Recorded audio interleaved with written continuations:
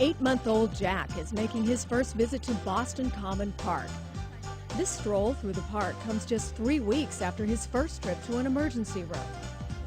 Carol Thornton remembers that sleepless night.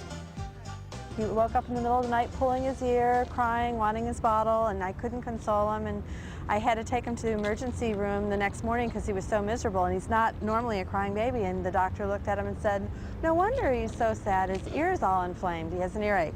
So here he is, 8 months old, already on antibiotics. Caused this sudden and painful attack, Jack had picked up a cold, and doctors say this led to the ear infection.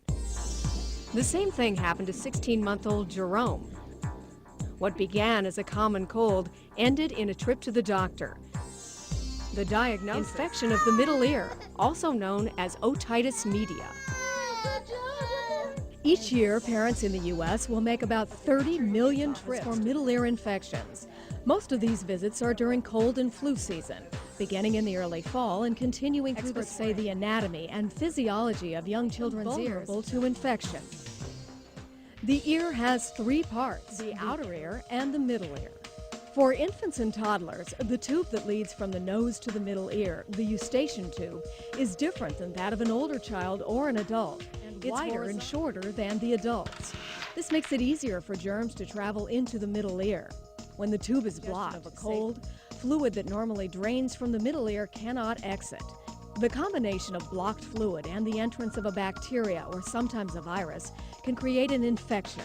It's the fluid pushing on the eardrum that causes pain. The younger a child is when he has his first ear infection, the more likely he will be to have repeated infections.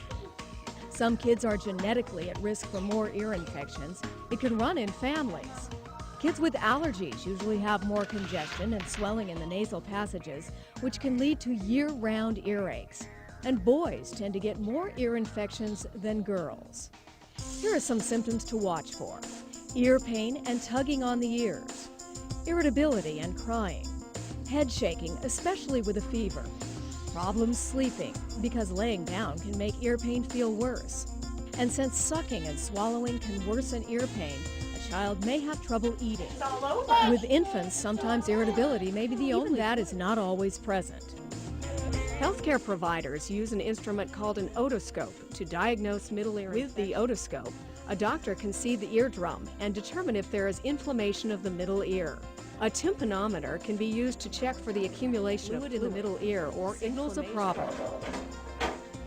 Dr. Jerome Klein, professor of pediatrics at Boston Medical Center, has reviewed thousands of cases. Most kids will be between 6 months and 3 years of age, and these infections can cause lasting problems. Whenever fluid is present, there is some loss of hearing.